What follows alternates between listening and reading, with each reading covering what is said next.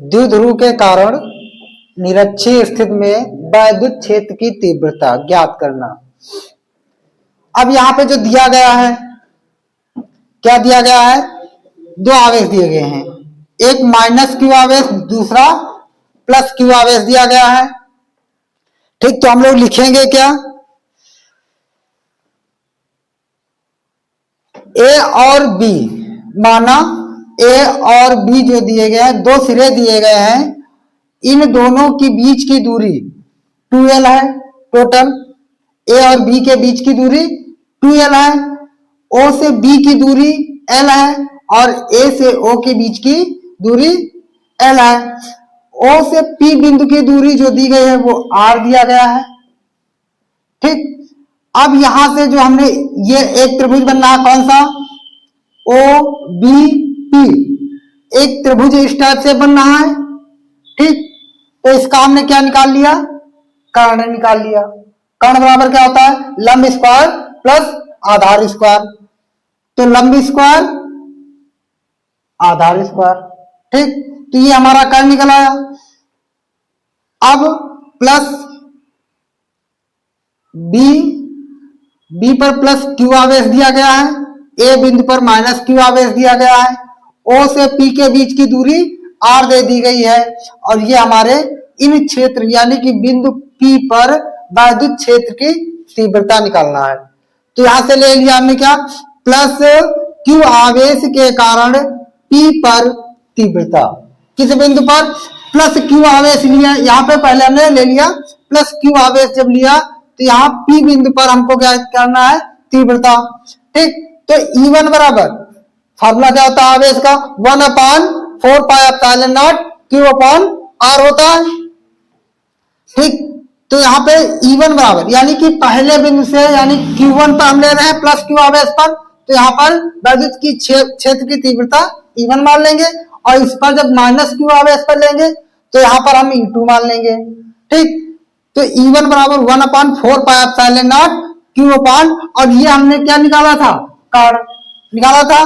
तो r square plus l square, इसको मान लिया हमने समीकरण 1 मान लिया। दूसरा, माइनस क्यू आवेश के कारण P पर वैद्युत क्षेत्र की तीव्रता। तो P पर माइनस क्यू आवेश के कारण, तो E2 हमने तीव्रता मान ली। तो 1/4πε0 Q/r square plus l square, समीकरण 2 मान लिया।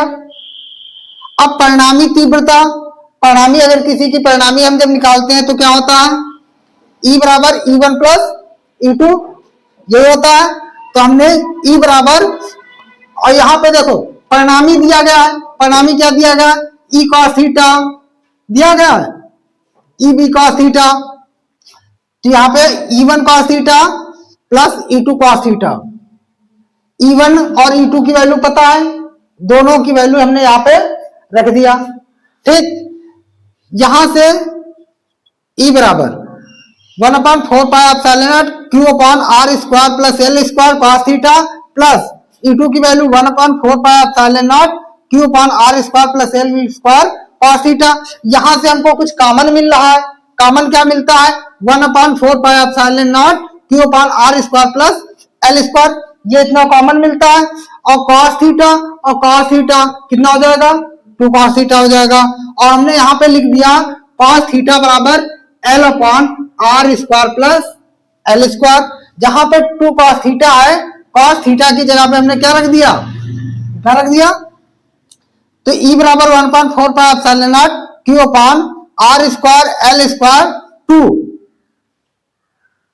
cos थीटा हमने जोड़ दिया था 2 cos थीटा, और यहां पे हमने वैल्यू लिख दिया पावर 1/2 क्योंकि अपान में है।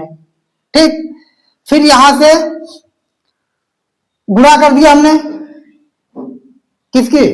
2 से गुणा कर दिया, इसको 1 में ले आए। जब 1 में लाए, ये हमारा हर बराबर है। हर बराबर का मतलब यहां पर एक हमने फार्मूला लगाते हैं, कौन सा?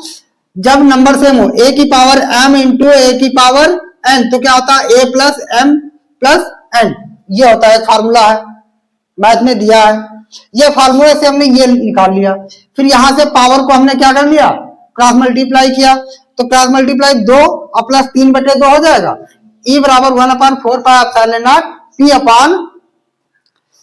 P upon R square plus L square 3/2। ठीक, किस पर हम तीव्रता निकालते थे? एक यहाँ पे फार्मूला कौन सा लगाए? यहाँ पे एक फार्मूला लगा दिया, P बराबर Q इंटू 2L। है कहीं पे फार्मूला? पढ़ा है? P बराबर Q इंटू 2L। जहां Q इंटू 2L दिया है तो यहाँ पे P रख दिया मान। ठीक, तो E बराबर 4πε0 P अपॉन आर स्क्वायर। अब यहाँ पे आर स्क्वायर यहाँ पे हमने क्या लिख दिया? L के छोड़ दिया। L इसलिए छोड़ दिया क्योंकि L जो है मान छोटा है किससे? R से। L is greater than R। तो यहाँ पे हमने क्या लिख दिया? Are square. L को हमने छोड़ दिया। ठीक, 2 से 2 कट गया पावर। जब पावर कट गई तो यहां बचा कितना? 3। तो E बराबर 1/4πε0 P अपॉन आर स्क्वायर। ठीक, बस।